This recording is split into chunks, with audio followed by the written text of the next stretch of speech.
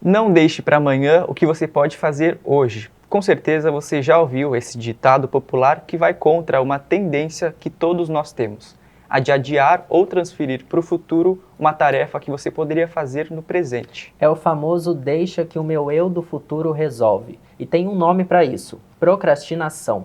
É sobre esse tema que iremos falar no programa de hoje. O Miscelânea já está no ar.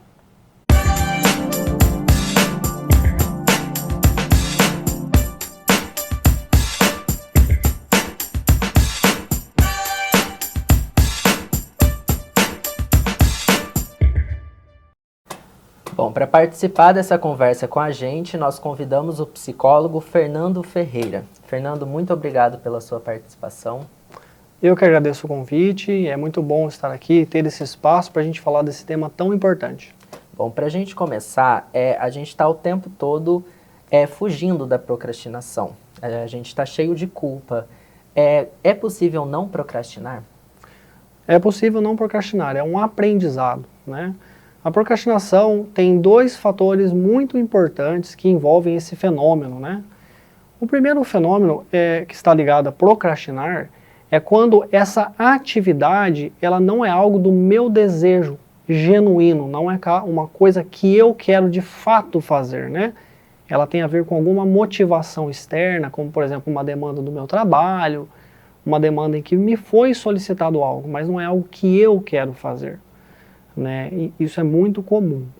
Outra questão importante também é quando eu me baseio em referenciais externos a respeito de uma coisa que eu quero fazer, isso não tem a ver com a minha experiência. Então, por exemplo, quero me exercitar, eu vejo vídeos falando sobre exercícios, e aí tem um modelo de alguém que está lá no YouTube e fala, você vai treinar assim, por tanto tempo, por um tal período, mas aquilo não tem a ver comigo, com a minha rotina, com as minhas possibilidades de horário.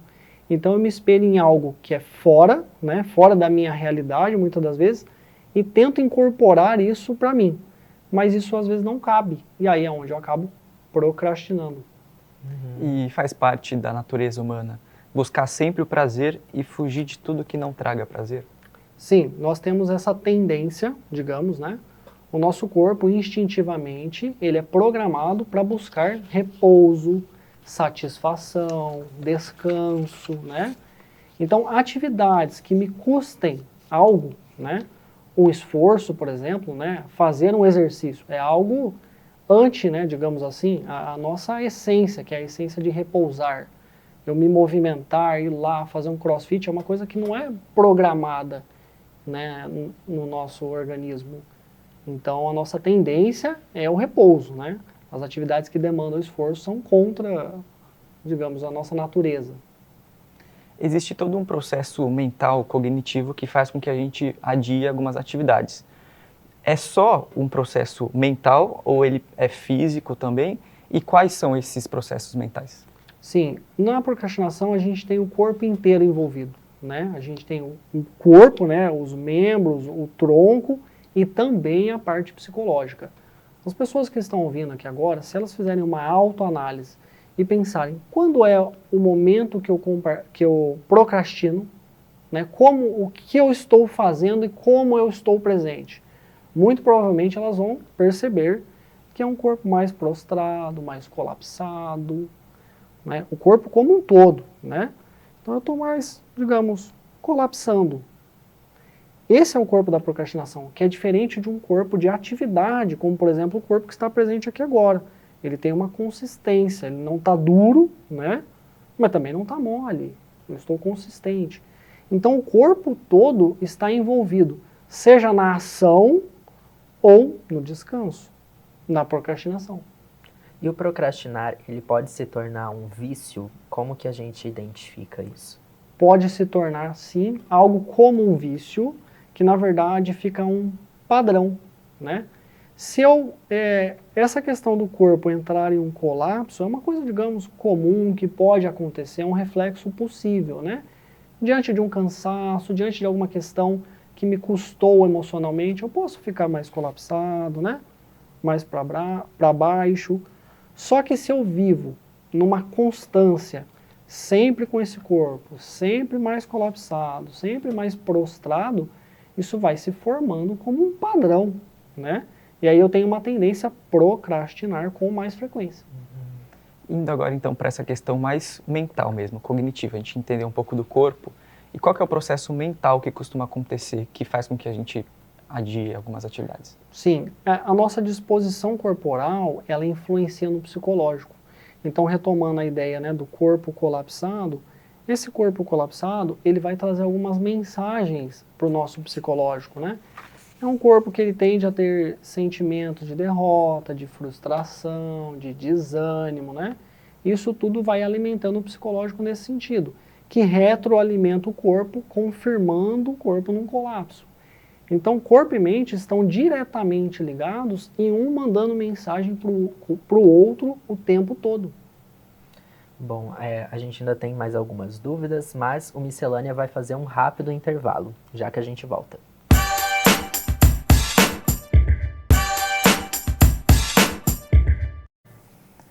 Voltamos com o Miscelânea, que hoje está tratando de um assunto muito interessante, procrastinação, com o nosso convidado de hoje, Fernando Ferreira, que é psicólogo.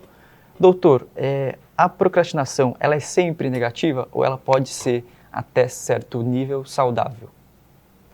Geralmente ela tem um caráter negativo, porque a pessoa que diz que está procrastinando, ela está dizendo que ela está deixando atividades importantes de lado, né? Ou deixando para depois. Geralmente ela tem esse cunho, digamos, negativo. Mas pode ser entendido que em alguns momentos eu deixar algo que é importante, que eu tenho que fazer sim, mas de repente não cabe agora na minha semana, na minha grade de horários, eu vou deixar para a semana que vem. Então vai do como a própria pessoa faz a interpretação disso. O contexto negativo que envolve a procrastinação, ela surge por conta de uma ideia de produção constante, que a gente precisa sempre estar produzindo. Quando a gente inverte essa lógica, qual que é a importância do ócio?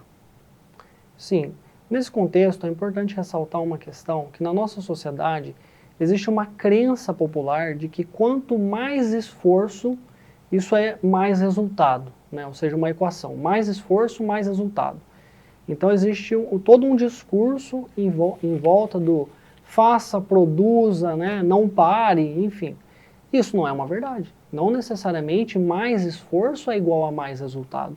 Eu posso ter uma ação comedida, né, em passos lentos, no entanto com uma constância em uma certa direção, e eu vou atingindo os meus alvos, né, da minha vida com leveza, com suavidade, né?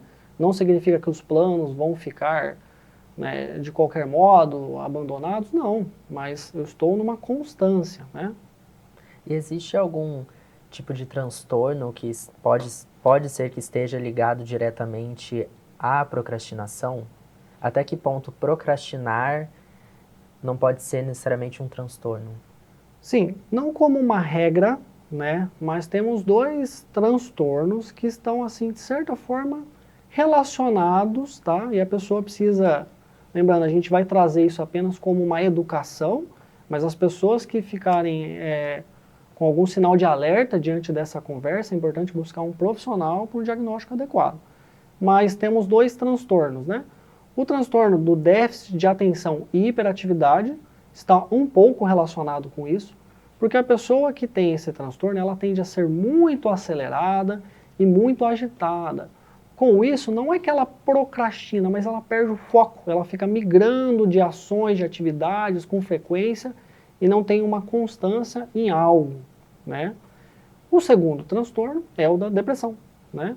Lembra que eu falei um tempo atrás do corpo colapsado? O corpo colapsado também é frequente numa pessoa que tem depressão. Então essas duas coisas, né, a depressão, o colapso, né, e a procrastinação estão muito próximos, né?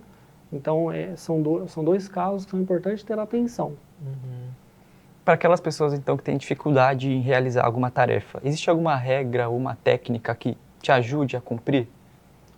Sim, é importante lembrar desse espectro, né, onde nós falamos do corpo colapsado versus, por exemplo, do corpo hiperativado, no caso do TDAH, né? Então eu posso buscar um esforço comedido, né, em que eu não estou nem num polo e nem no outro, de hiperativação.